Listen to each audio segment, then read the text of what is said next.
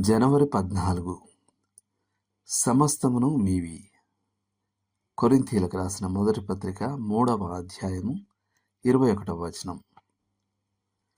కొరింథులోని పరిశుద్ధులు తమ పేరుకు తగని రీతిలో సంఘంలో మానవ నాయకుల విషయమై వాదించుకుంటున్నారు. కొందరికి పౌలు ఆదర్శంగా ఉన్నాడు. ఇతరులు అపోలోను తమకిష్టమైన వానిగా చేసుకున్నారు. మరికొందరేమో కేఫా అందరికంటే శ్రేష్ఠుడని భావించారు.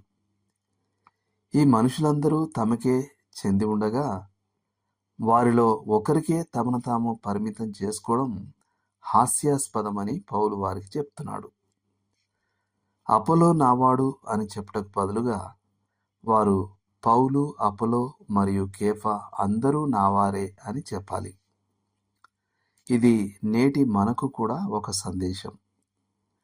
మనం లూథర్, వెస్లీ, బూత్, డార్బీ, బిలీగ్రాహం లేదా సంఘానికి ఇవ్వబడ్డ ఏ ఇతర గొప్ప వరమునకైనా ప్రత్యేక అనుచరులుగా మారినప్పుడు మనం పొరపాటు చేస్తాం. ఈ మనుషులందరూ మనవారే మరియు వారిలో ప్రతి ఒక్కరూ మనకు అందించే వెలుగును బట్టి మనం ఆనందించగలం. మనం ఏ ఒక్క వ్యక్తికి అనుచరులుగా మారకూడదు.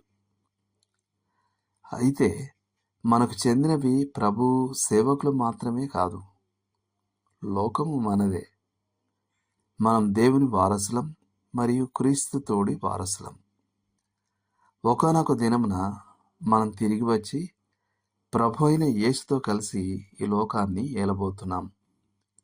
ఈలోగా మార్పు చెందని మనుషులు ఈ లోకం తమకే చెందినదన్నట్లుగా దానిని నడిపిస్తున్నారు.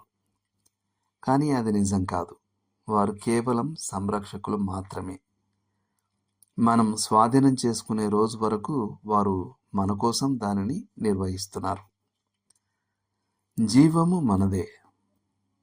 ఇది కేవలం మనకు జీవం ఉందని చెప్పడం కాదు, అది మనుషులందరికీ ఉంది. దీని అర్థం మనకు సమృద్ధి అయిన జీవం, నిత్య జీవం అనగా క్రీస్తు యొక్క జీవమే మనకుంది. మన జీవితం వ్యర్థమైనది మరియు ఆత్మకు ఆయాసకరమైనది కాదు. అది అర్థవంతమైనది. దానికంటూ ఒక ఉద్దేశం ఉన్నది. అంతేగాక అది ఫలవంతమైనది కూడా. మరణము మనదే.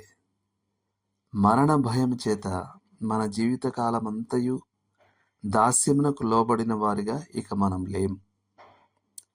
ఇప్పుడు మరణం మన ఆత్మలను పరలోకానికి చేర్చే దేవుని దూత.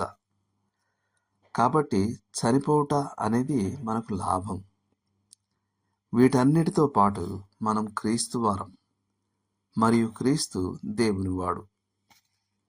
నేను దీని గురించి ఆలోచించినప్పుడు గై కింగ్ యొక్క చమత్కారమైన వ్యాఖ్య నాకు గుర్తుకొస్తుంది. మనం అదృష్టవంతులమైన బిచ్చగాళ్ళం కదా. దేవుడు మిమ్మును దీవించును గాక. ఆమేన్.